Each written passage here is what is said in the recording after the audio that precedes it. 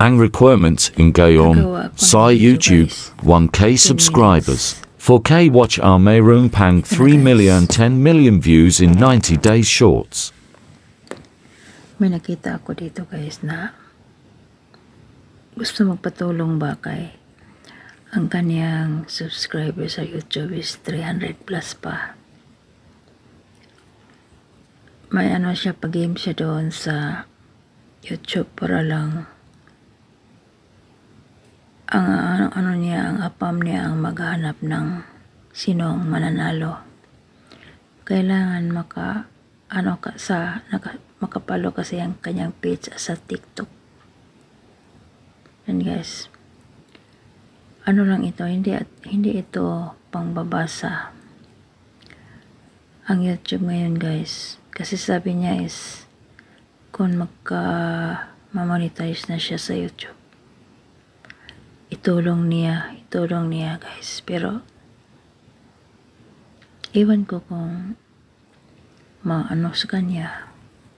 Pero ang masasabi ko lang, sa nagbabalak ngayon na maging YouTuber, hindi na basta-basta.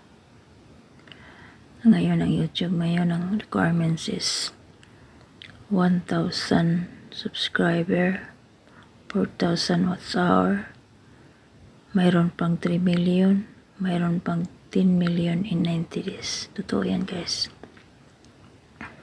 Kasi YouTuber ako.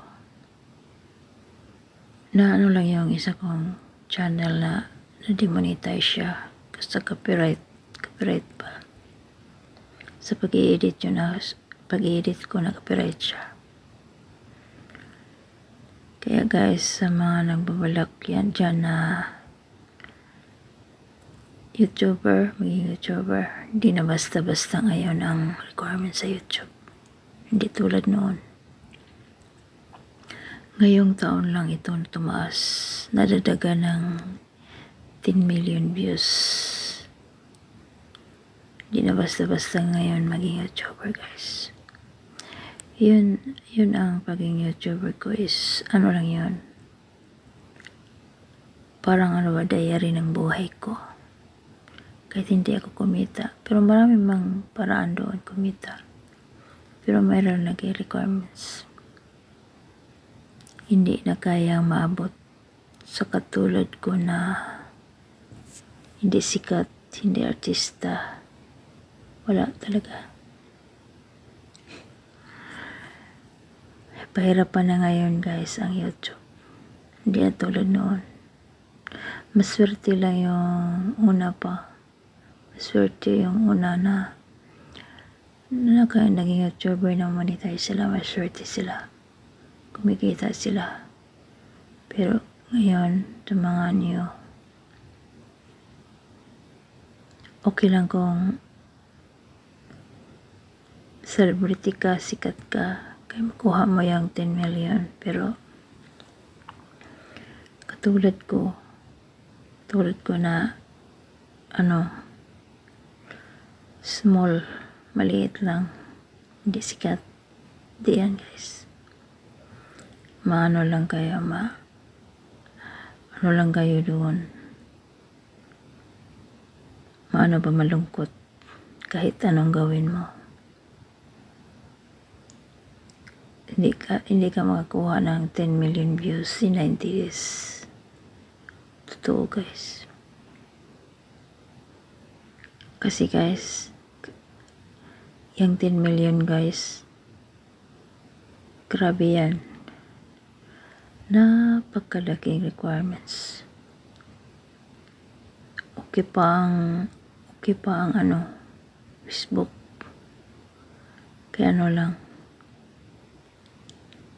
60k engagement, pinakataas 5,000 followers. Pero sa YouTube, malabo ka ng kumita doon. Ang advice ko sa inyo, sa mga gustong kumita pa sa mga apps, sa Popo, sa Bigo, dito sa TikTok, pero sa YouTube okay pa sa Facebook page kay 10,000 followers, pero mahirap na abutin ng 10,000 followers. Kaya guys, payo ko lang guys sa gustong may plano nga maging YouTuber, malabo na guys nga makuha ang requirements natin 10,000 at 10 million in 90 days. Para si YouTube, para nag-email sa akin si YouTube nga ano mo kung daw ganyan nireplyan ko na hindi ko kaya yan, napakataas ng requirements nila. Sino pang may ganang mag-ano noon maging YouTuber na mga baguhan na ganyan ang Mahirap abutan, samga, nag umpisa, palan. wala na, hindi na kaya sa katulad kong content creator. Ano lang yan, ano lang ba? Nanganga sa nakita ko dito eh. Malabo na yan. Ngayon nga nag-ano pa siya nahirapan siya magkakaroon ng marami subscriber. Nga 1,000 lang ang kailangan doon. Lalo na sa 10 million. 10 million views in 90 days. Short na siya, short videos.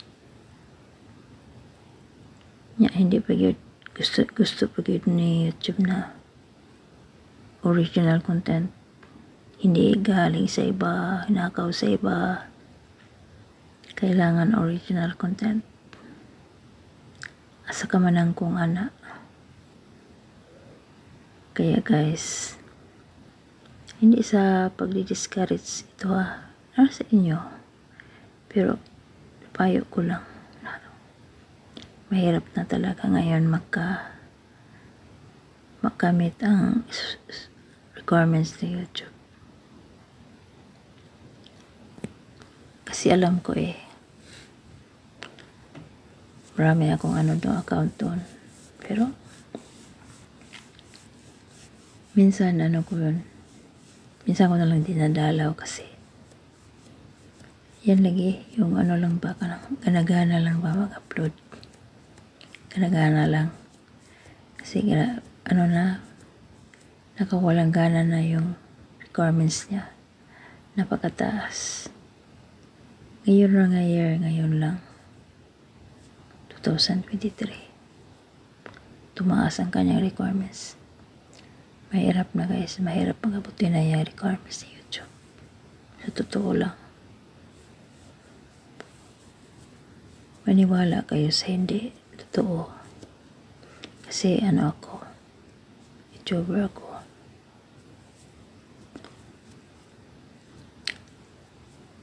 May 3 million, may 10 million.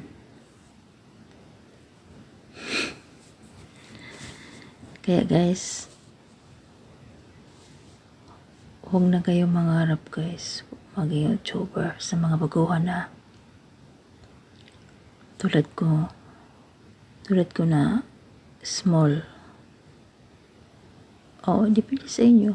Subukan niyo, pero sinasabi ko lang kung anong requirements doon. Napakataas ng requirements nila ngayon. Baka hindi mabot ng isang buwan, magsawa ka na mag-upload. Okay lang sa inyo, depende sa inyo. Pero ako, nagsasabi lang ako kung ano ang totoo. Yan lang guys.